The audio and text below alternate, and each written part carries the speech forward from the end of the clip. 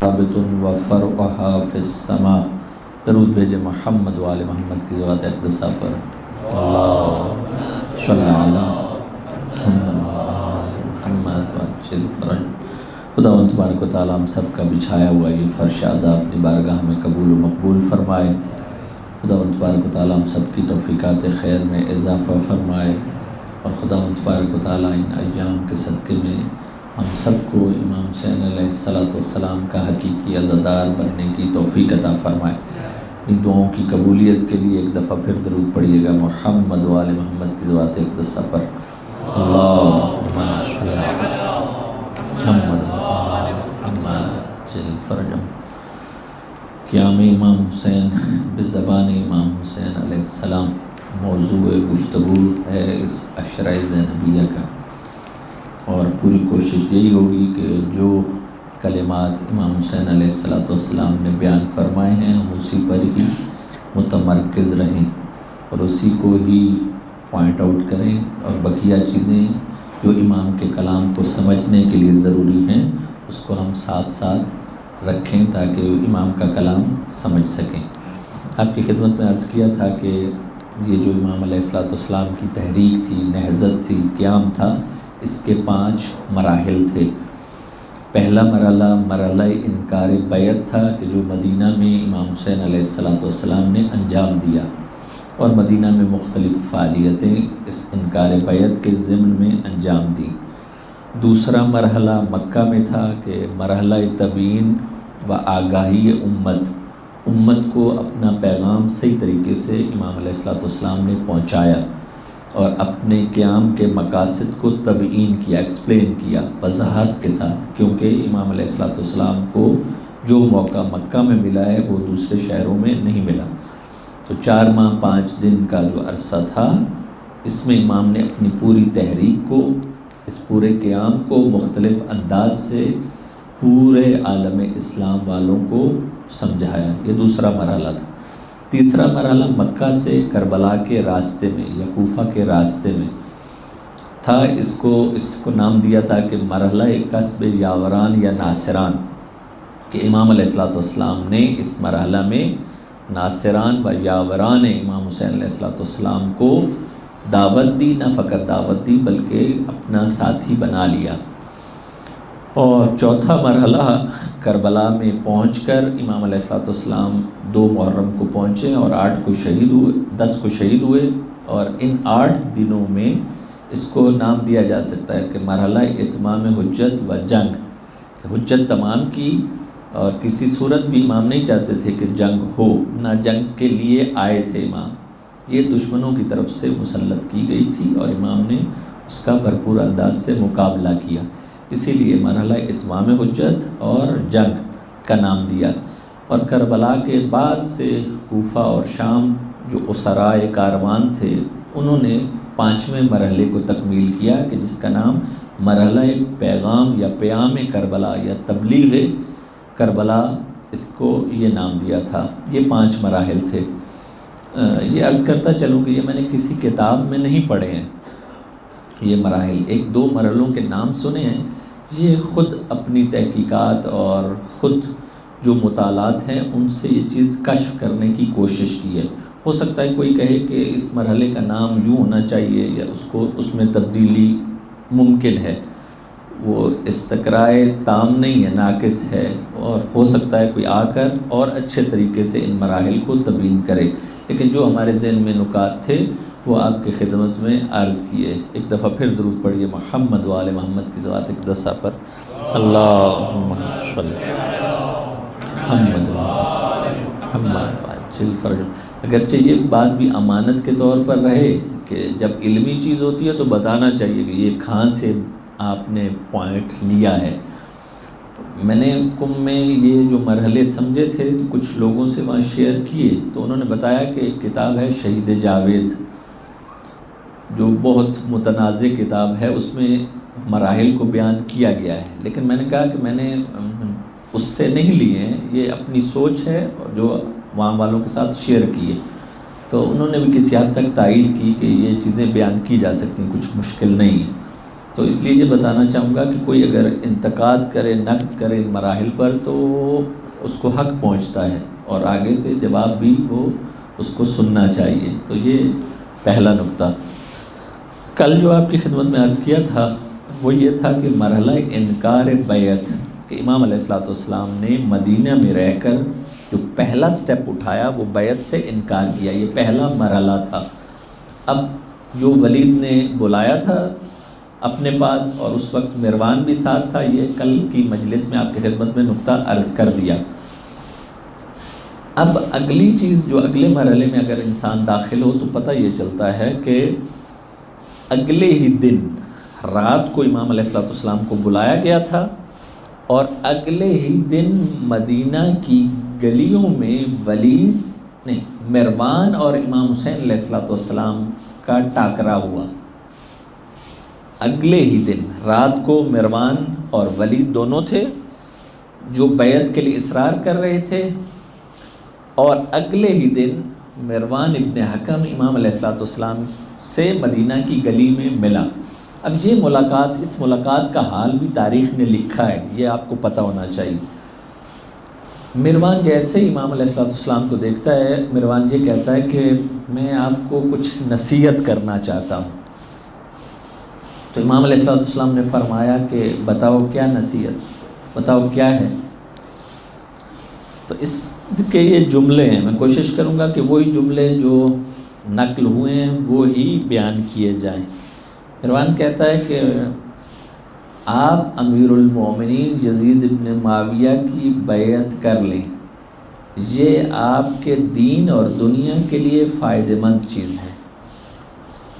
یہ مروان ابن حکم مدینہ کی گلی میں امام علیہ الصلوۃ والسلام کو یہ جملے کہتا ہے۔ امام علیہ الصلوۃ والسلام جیسے یہ جملے سنتے ہیں کہ مروان ابن حکم کہہ رہا ہے کہ آپ یزید ابن معاویہ کی بیعت کر لیں، امام کلمہ استرجاع انا للہ و انا الیہ راجعون تلاوت فرماتے ہیں۔ یہ جو انا للہ و انا الیہ راجعون ہے، ہم بھی جب بھی کوئی مر جائے، انتقال جس کا ہو جائے، اس وقت یہ جملہ بیان کرتے ہیں۔ یہ فقط موت کے اعلان کے طور پر یہ جملہ نہیں ہے، اگرچہ ہے کہ انا للہ ہے کہ ہم اسی کی طرف سے ہیں، و انا الیہ راجعون اور ہمیں اسی کی طرف جانا ہے، لیکن یہ جملہ اس وقت عربوں میں، عرب زبان میں بولا جاتا تھا کہ جب کوئی بہت بڑی بات کر دے۔ کلمہ استرجاع اس وقت کہ بہت بڑی مصیبت آ گئی ہے، بہت بڑی مشکل آ گئی ہے، یا کسی نے بہت بڑی بات کر دی ہے۔ اب امام علیہ الصلوۃ والسلام کو جب مروان یہ کہہ رہا ہے کہ آپ یزید کی بیعت کر لیں، اس کے جواب میں امام حسین یہ مدینہ میں کھڑے ہو کر، گلی میں کھڑے ہو کر فرما رہے ہیں کہ انا للہ و انا الیہ راجعون۔ اب اس کی خود تشریح کر رہے ہیں۔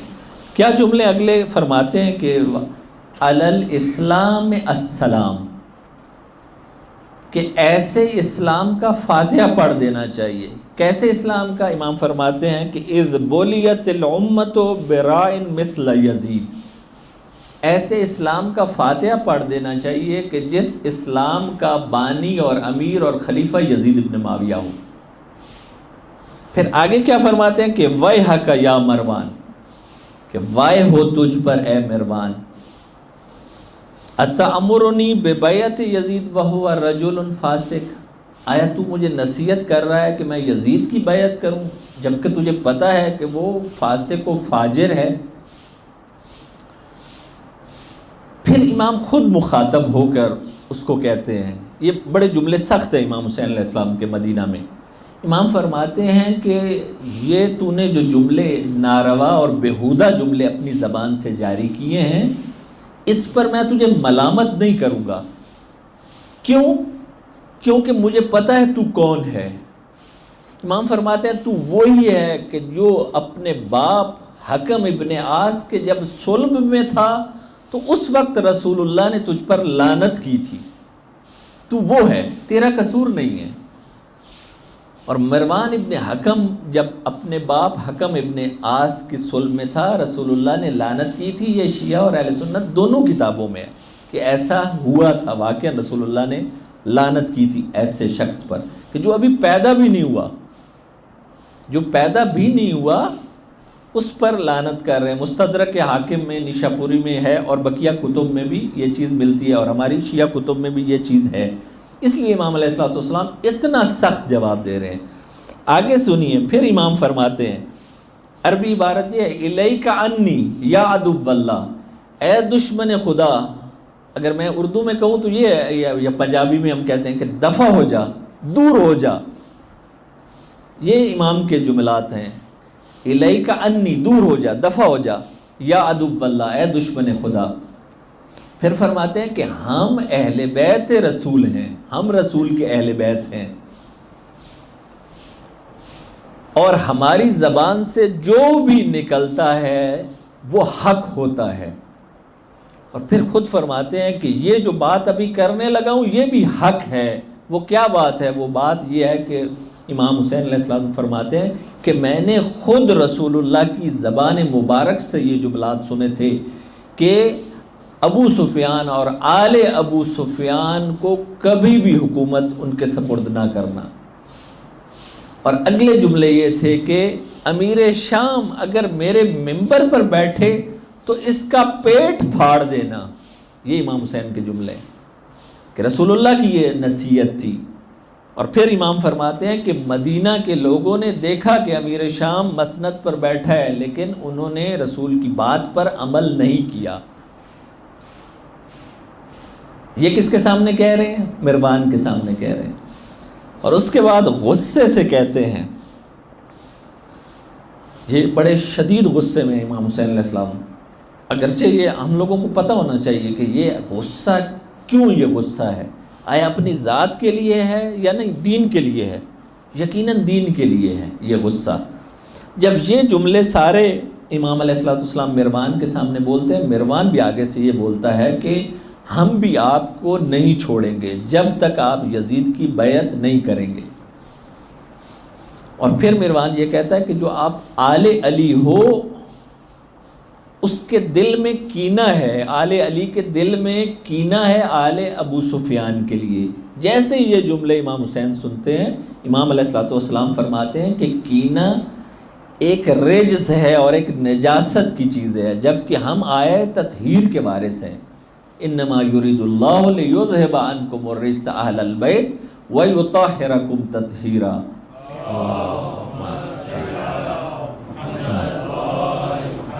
امام فرماتے ہیں کہ ہم آئے تطہیر کے مصداق ہیں، ہمارے دل میں کینہ نہیں ہے، کدورت نہیں ہے، ہماری دشمنی بھی اللہ کے لیے ہے اور ہماری دوستی بھی اللہ کے لیے ہے، ہمیں کوئی ذاتی مسئلہ نہیں ہے، کوئی خاندانی مسئلہ نہیں ہے۔ یہ امام علیہ السلام فرماتے ہیں۔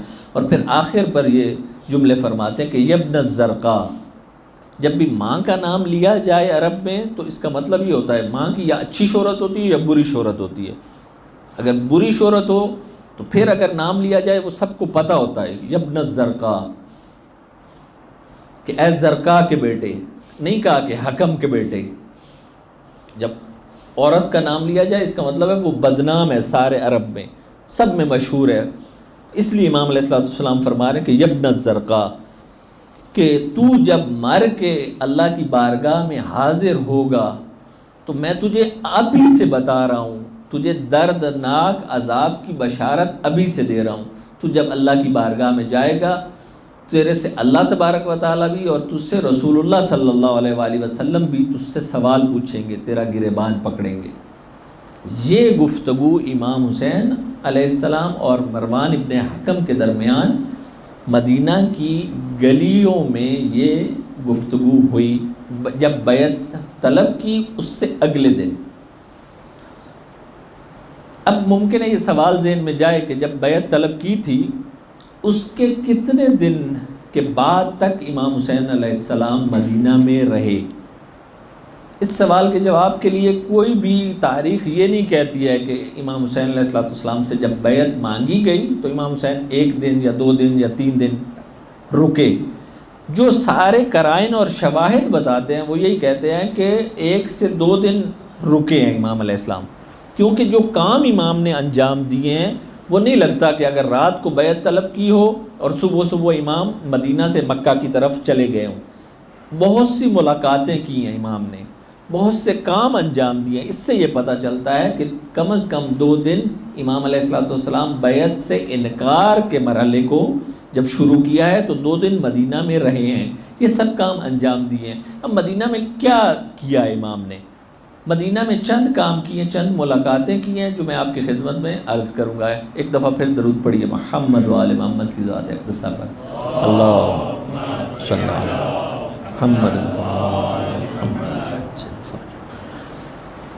میں کوشش میری یہی ہے کہ وہ ہسٹری جو آپ زیادہ پڑھ چکے ہیں یا پہلے معلوم ہے اس کو میں ہائی لائٹ نہ کروں، وہ چیزیں جو کم بتائی جاتی ہیں وہ آپ کی خدمت میں زیادہ عرض کروں.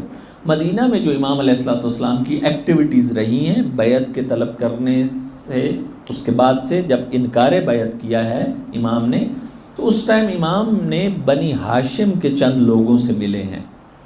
ان میں سے ایک نام امیر المومنین امام علی بن ابی طالب علیہ الصلوۃ والسلام کے بیٹے جناب عمر اطرف.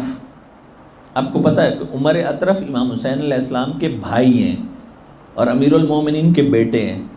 صحیح. شیعہ کو جب بھی یہ نام آئے حساسیت شروع ہو جاتی ہے، جبکہ بتایا ہوا ہے آپ لوگوں کو پہلے کہ عثمان ابن علی بھی امیر المومنین کے بیٹے ہیں، عمر اطرف بھی امیر المومنین کے بیٹے ہیں. یہ تاریخ ہے. یہ جو حقیقت ہے اس کو حقیقت انسان میں تعصب نہیں ہونا چاہیے، قبول کرنا چاہیے. ہاں، نام امیر المومنین نے کس لیے رکھے؟ آیا خلفاء کے نام پر تھے یا نہیں؟ عثمان ابن علی کا نام عثمان ابن مظعون کے نام پر تھا، یہ بحث اپنی جگہ پر ہے، لیکن یہ نام تھے. اور اس زمانے میں یہ شیعہ سنی کی وہ تقسیم جو ابھی ہے وہ نہیں تھی. ایسا نہیں تھا کہ عثمان اگر رکھا جائے تو ساروں کے ذہن میں خلیفہ سے وہ آئے، نہیں. امام صادق علیہ الصلوۃ والسلام کے اصحاب ہیں جن کا نام یزید ہے. اس کا مطلب نہیں کہ وہ یزید ابن معاویہ کے اس ٹائم برا نہیں سمجھا جاتا تھا.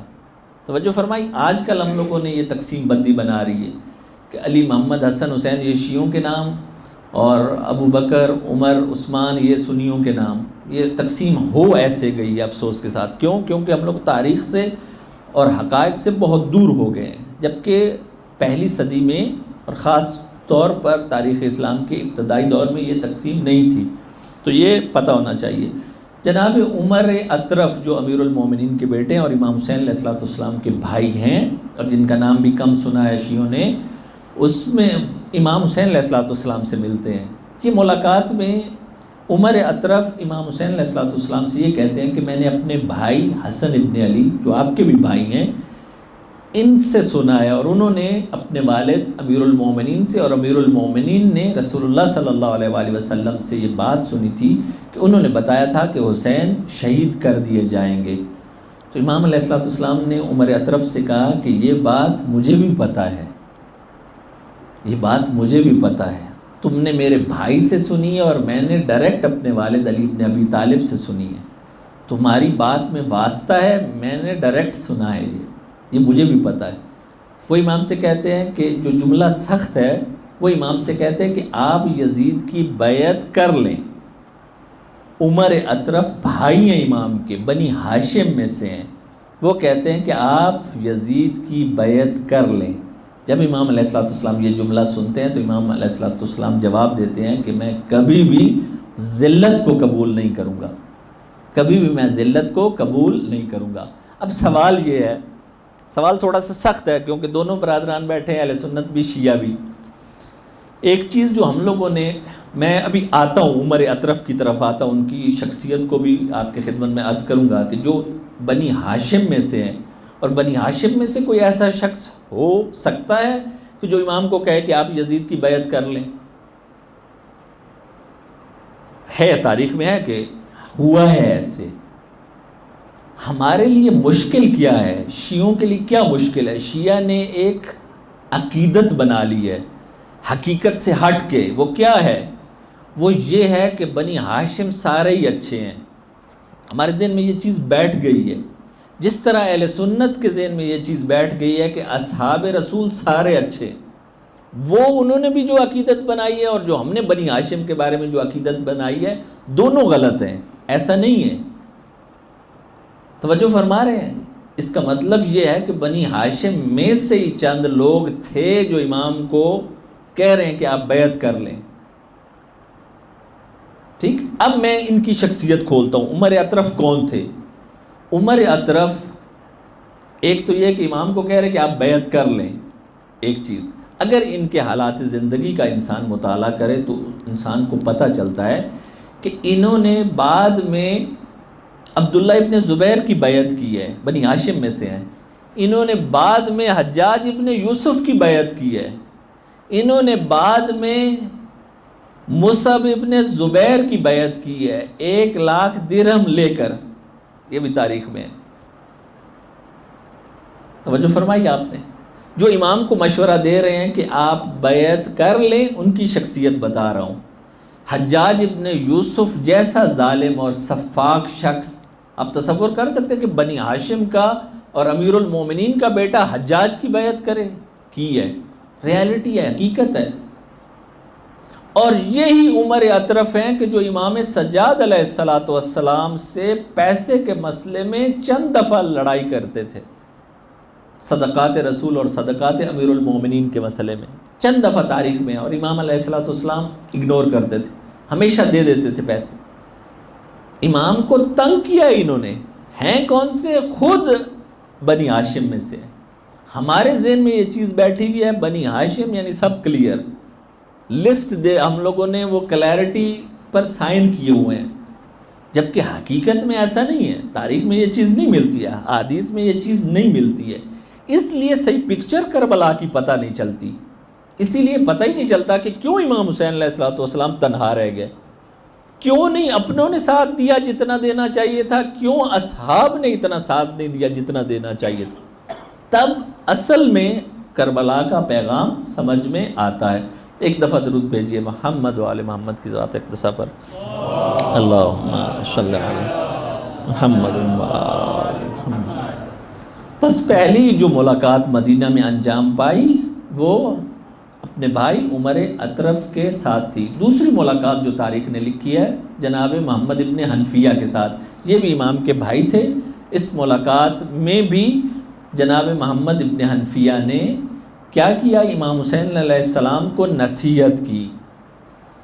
اب یہ بھی مشکل ہوتا ہے، انسان ہمیشہ خواتین بھی پوچھتے ہیں، جوان بھی، مرد بھی، کہ آیا جو غیر معصوم ہے جیسے محمد ابن حنفیہ، ان کو تو فالو کرنا چاہیے تھا، جبکہ تاریخ میں ملتا ہے کہ وہ امام حسین علیہ السلام کو نصیحت کر رہے ہیں.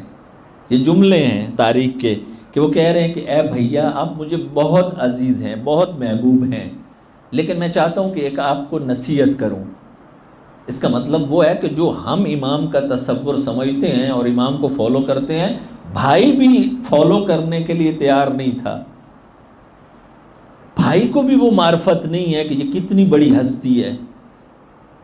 یہ مظلومیت ہے، امام کی بہت بڑی مظلومیت ہے. حقانیت کی دلیل ہے کہ بعض اوقات اپنا بھی اس کو پہچاننے کے لیے تیار نہیں ہے. توجہ فرمائی. اب دیکھیے کہ وہ نصیحت کر رہے ہیں کس کو؟ معصوم امام کو، کہ جن سے کبھی غلطی ہو ہی نہیں سکتی امام حسین علیہ السلام سے. وہ نصیحت کیا کر رہے ہیں؟ وہ یہ نصیحت کر رہے ہیں کہ میرا مشورہ یہ ہے، میری نصیحت یہ ہے، اور میں نصیحت سے بھی دریغ نہیں کروں گا. آپ ایسا کیجئے کہ میں یہ بات آپ کی مانتا ہوں کہ یزید کی بیعت نہ کریں، یہ ٹھیک ہے آپ کی بات، لیکن اس کے لیے آپ تھوڑا عرصہ مختلف شہروں میں چلے جائیے، چھپ چھپ کے مختلف جگہوں پر چلے جائیے، مختلف صحراؤں میں چلے جائیے. شہروں سے پہلے کچھ لوگوں کو بھیجیے شہر میں، اگر وہ لوگ آپ کے موافق ہوں تب اس شہر میں داخل ہوں، اگر وہ لوگ آپ کی بات نہیں سمجھتے تو دوسرے شہر میں چلے جائیں. یہ نصیحت کر رہے ہیں کس کو؟ امام حسین علیہ السلام کو. امام حسین کا آگے سے کیا جواب تھا؟ امام فرماتے ہیں، توجہ فرمائیے، امام فرماتے ہیں یا اخی، اے میرے بھائی، واللہ لو لم یکن ملجأ ولا مأوى لما بایعت یزید، کہ خدا کی قسم اگر اس دنیا میں کوئی بھی جگہ نہ بچے کہ جہاں میں رہ سکوں، تب بھی میں یزید ابن معاویہ کی بیعت کبھی بھی نہیں کروں گا. کوئی بھی شہر میں مجھے نہ رہنے دیں، کوئی بھی صحرا میں کسی جگہ پر بھی مجھے جگہ نہ دیں، تب بھی میں یزید کی بیعت نہیں کروں گا. یعنی اتنی قاطعیت ہے امام علیہ السلام کے موقف میں. آگے کیا فرماتے ہیں؟ جب یہ بات کی تو محمد ابن حنفیہ بھی رونے لگے اور امام حسین علیہ السلام بھی رونے لگے. اس کے بعد امام کا پیغام دیکھیے، امام کیا فرماتے ہیں؟ یا اخی جزاک اللہ خیر فقد نصحت و اشرت بالصواب، کہ جو آپ کو جو چیز سمجھ میں آ رہی تھی آپ نے وہ کلیئر مجھے کہہ دی ہے، اس پر خدا آپ کو جزائے خیر دے۔ لیکن ساتھ ہی کیا فرماتے ہیں کہ انا عازم علی الخروج الی مکہ، کہ میں اب مدینہ سے مکہ کے لیے جانے والا ہوں۔ اور یہ اپنے بھائی کو بتا رہے محمد ابن حنفیہ کو۔ اگلا جملہ کیا ہے؟ وہاں سے دیکھیے پتہ چلے گا، وقت تحیّأت لذالک انا و اخوتی و بنو اخی و شیعتی، کہ میں اکیلا نہیں ہوں، محمد ابن حنفیہ کو بول رہے ہیں میں اکیلا نہیں ہوں، میں بھی ہوں، میرے بھائی بھی ہیں، یعنی تمہارے علاوہ جو دوسرے بھائی ہیں، حضرت عباس بھائی ہیں، حضرت جعفر بھائی ہیں، توجہ فرمائی، دوسرے بھائی تھے، میرے بھائی بھی میرے ساتھ ہیں، میرے بعض بھتیجے بھی میرے ساتھ ہیں، اور میرے پیروکار بھی میرے ساتھ ہیں، جو مجھے مانتے ہیں وہ میرے ساتھ ہیں۔ وَأَمْرُهُمْ أَمْرِي وَرَعْيُهُمْ رَعْيِي، کہ ان کی بھی وہی نظر ہے جو میری نظر ہے۔ اس کا مطلب یہ ہے کہ وہ مجھے امام سمجھتے ہیں، اسی لیے مجھے 100% فالو کر رہے ہیں۔ اس میں یہ اشارے ہیں اس جملے میں۔ پھر فرماتے ہیں کہ اما انت یا اخی، پتہ چل گیا نا کہ یہ تو مجھے نصیحت کر رہے ہیں، نہ یہ کہ میرے ساتھ نہیں جائیں گے بلکہ نصیحت کر رہے ہیں کہ یہ کرو۔ اب کیا کہہ رہے ہیں کہ اے بھیا، اب جب پتہ چل گیا کہ امام کو یہ آنے کے لیے تیار نہیں ہے تو فرماتے ہیں کہ یا اخی فلا علیک ان تقیم بالمدینۃ فتکون لی عینا لا تخفی انی شیئا من امورہم، آپ کا یہی پروگرام ہے کہ آپ نہیں آنے والے ہمارے ساتھ، تو آپ مدینہ میں ہی ٹھہریے اور یہاں سے ہمیں خبریں دیتے رہیے، یعنی آپ ہمارے جاسوس بن جائیے۔ یہی جب پتہ ہے کہ نہیں جانے والے، پھر ملامت نہیں کی ہے کہ آپ کیوں نہیں آ رہے۔ توجہ فرمائیے گا اس نقطے کی طرف توجہ، کہ کسی جگہ پر بھی امام حسین علیہ السلام نے ملامت نہیں کی اپنے بھائی کو کہ میرے پر اتنا مشکل وقت آیا ہے اور آپ مجھے چھوڑ رہے ہیں، آپ مجھے نصیحت کر رہے ہیں، نہیں، کسی کو بھی نہیں کہا، کسی کو بھی نہیں یہ کہا کہ ملامت کی ہو، یہ چیز تاریخ میں کسی جگہ پر نہیں ہے۔ لیکن ایک اشارہ ہے جو ابھی آپ کی خدمت میں عرض کروں گا، وہ ایک اور چیز ہے۔ یہاں کہہ رہے ہیں کہ اگر آپ کو رکنا ہی ہے تو آپ رکیے، جو بھی مدینہ کی خبریں ہوں گی آپ ہمیں مکہ میں پہنچاتے رہیے گا، اور ہم مکہ جا رہے ہیں۔ اب یہی چیز اس کے بعد امام علیہ السلام نے جناب محمد ابن حنفیہ سے کہا کہ قلم اور دوات لائیے، میں اس سے اپنی وصیت لکھنا چاہتا ہوں۔ امام حسین علیہ السلام نے محمد ابن حنفیہ سے کہا اور وہ قلم اور دوات آئی۔ اس کے بعد امام نے چند لائنیں لکھی وصیت کی۔ اب دیکھیے گا یہ چند لائنیں آپ کی خدمت میں عرض کرتا ہوں، ایک دفعہ درود پڑھیے محمد و آل محمد کی ذات اقتسا پر، اللہم صلی محمد، بس دو آخری نقطے آپ کی خدمت میں عرض کروں۔ وصیت ہے امام علیہ السلام کی، کس کو کہہ رہے ہیں؟ محمد ابن حنفیہ کو لکھوا رہے ہیں۔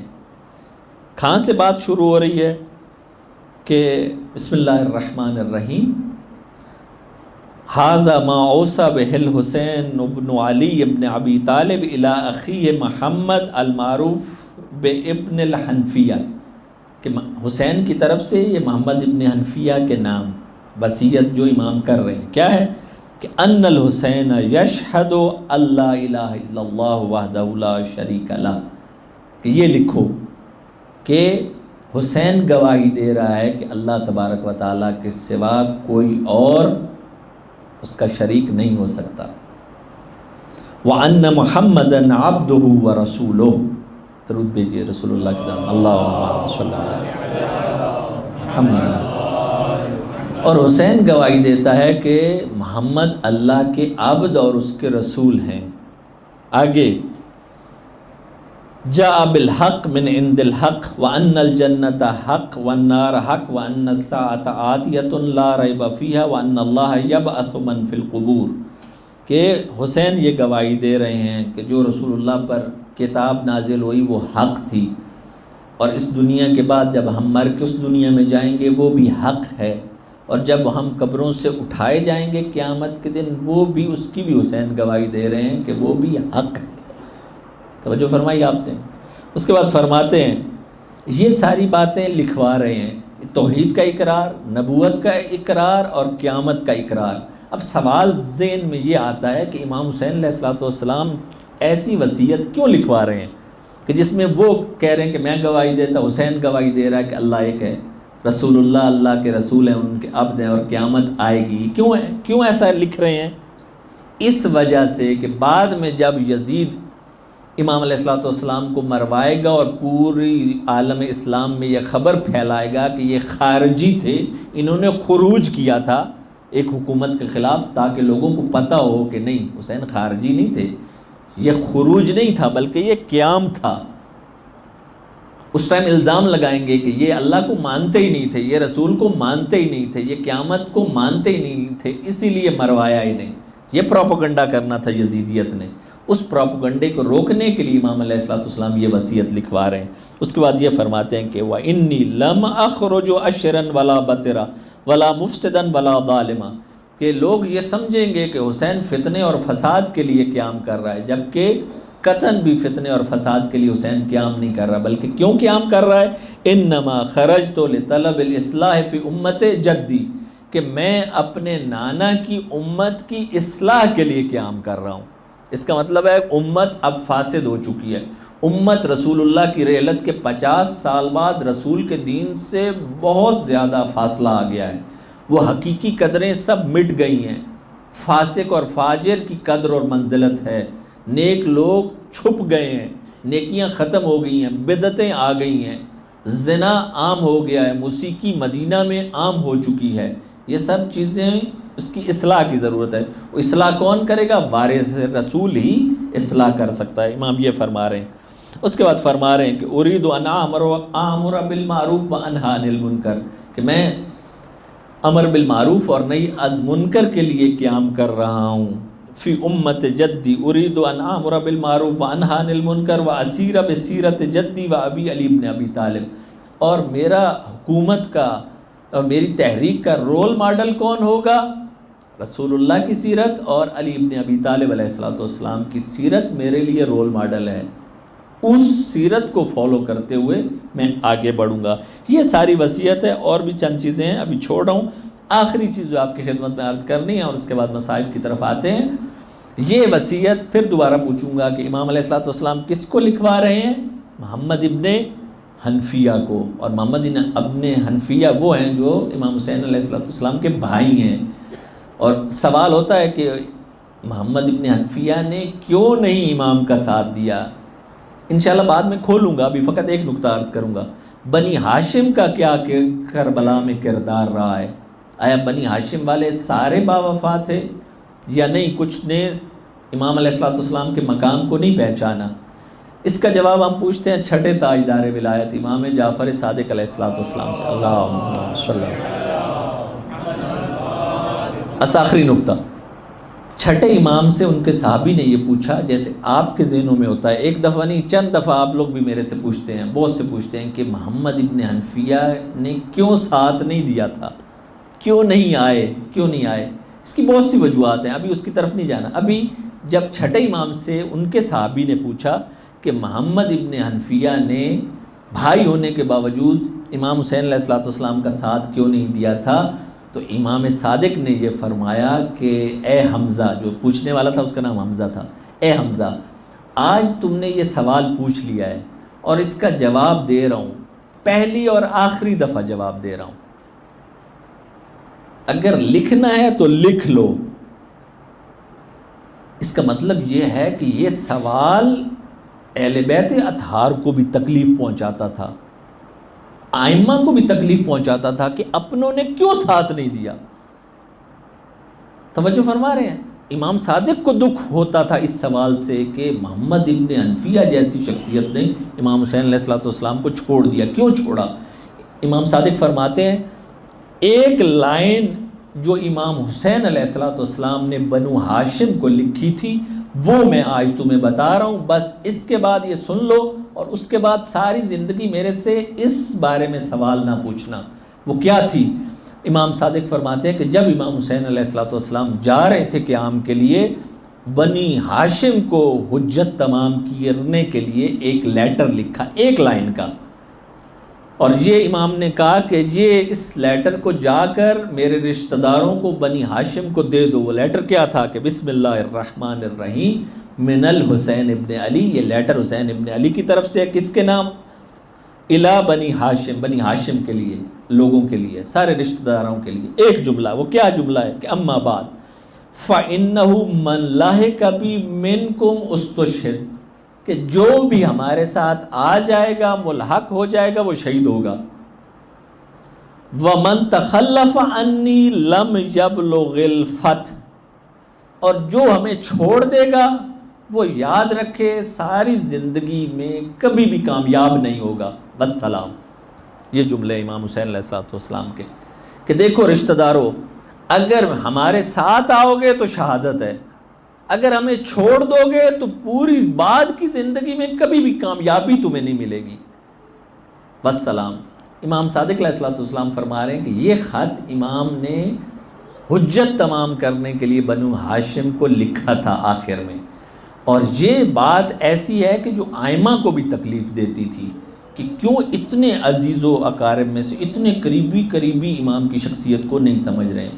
خداوند تبارک و تعالیٰ سے دعا ہے کہ خداوند تبارک و تعالیٰ ہم سب کو مقصد قیام امام حسین علیہ السلام سمجھنے اور اس پر عمل کرنے کی توفیق عطا فرمائے۔ صلی اللہ علیہ یا ابا عبداللہ وعلی الارواح التي حلت بفنائک، علیک منی سلام اللہ ابدا ما بقیت وبقی اللیل والنہار ولا جعلہ اللہ آخر العہد منی لزیارتکم۔ سب مل کے السلام علی الحسین وعلی علی ابن الحسین وعلی اولاد الحسین وعلی اصحاب الحسین جميعا ورحمۃ اللہ وبرکاتہ۔ تاریخ میں یہ ہے کہ امام علیہ السلام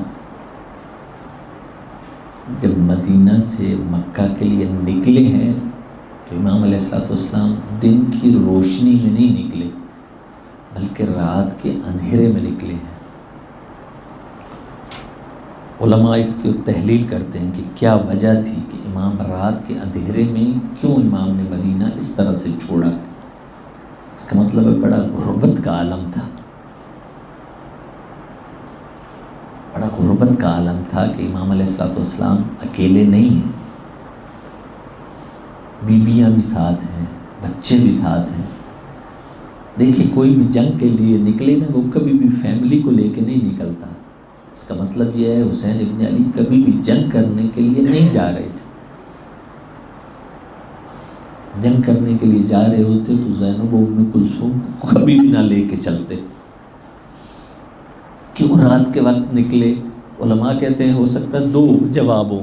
ایک یہ کہ اپنا پروگرام مخفی رکھنا چاہ رہے تھے حکومت سے تاکہ ان کو پتہ نہ چلے یزیدیوں کو، اور دوسری چیز جو علماء بیان کرتے ہیں کہ شاید یہ احتمال زیادہ ہو، قوی ہو کہ امام کے ساتھ بیویاں تھیں۔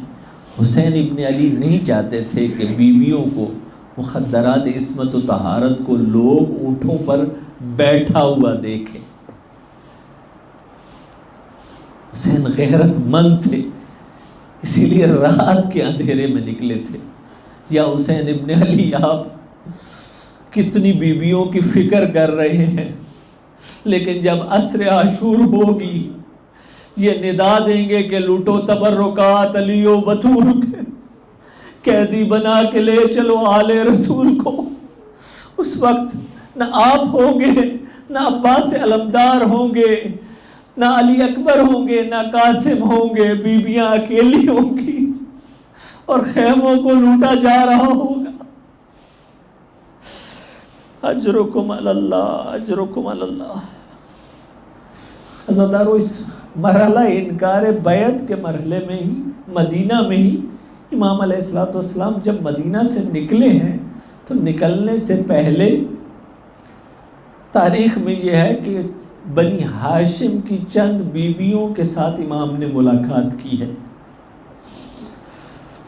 اب یہ بیویاں جب ان کو پتہ چلا ہے کہ حسین اب مدینہ چھوڑ رہے ہیں تو یہ امام علیہ السلام کے گھر تشریف لائیں۔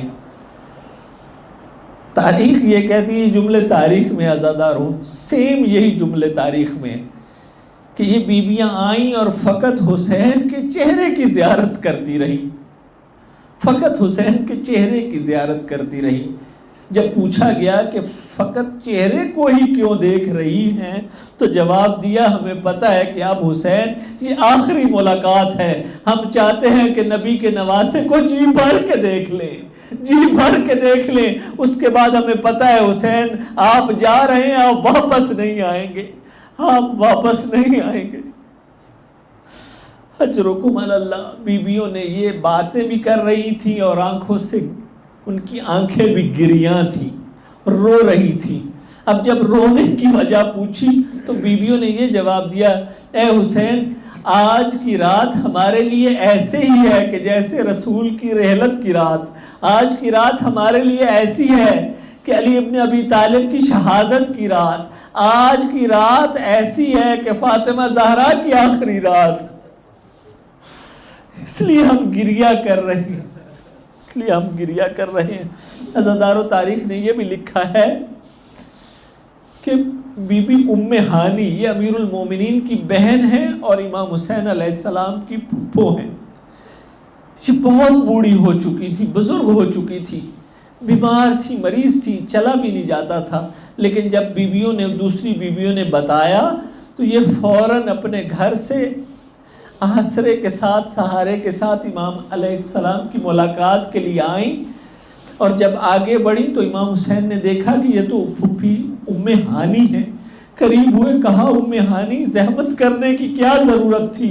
ام ہانی آگے بڑھی اور حسین کے ہاتھوں اور حسین کے چہرے کے بوسے لینے لگی، کہا کہ کیسے بوسے نہ لوں، کیسے نہ آتی، جبکہ مجھے پتہ ہے کہ یتیموں کا سرپرست، بیواؤں کا سرپرست، غریبوں کا سرپرست حسین مدینہ سے رخصت ہو رہا ہے، کیسے نہ آتی، اے حسین میں کیسے نہ آتی۔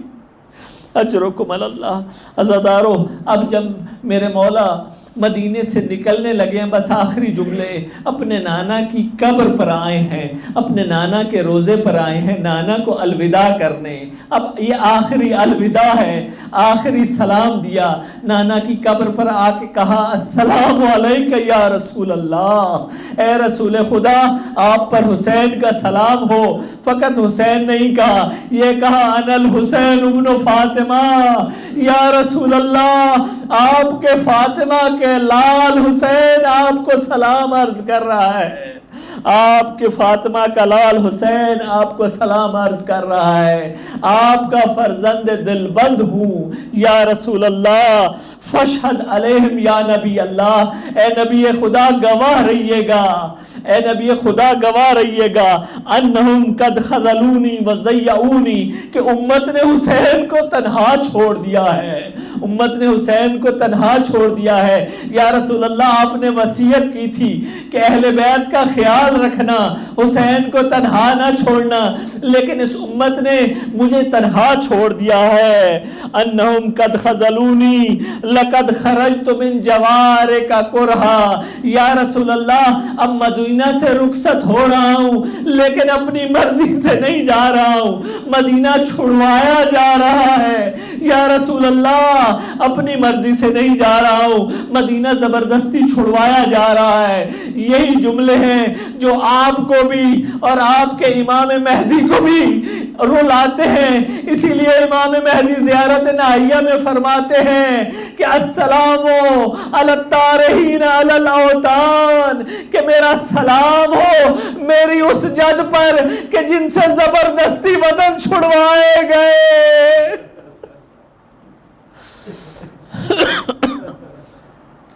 الا لعنت اللہ علی القوم الظالمین وسیعلم الذین ظلموا ای منقلب ینقلبون۔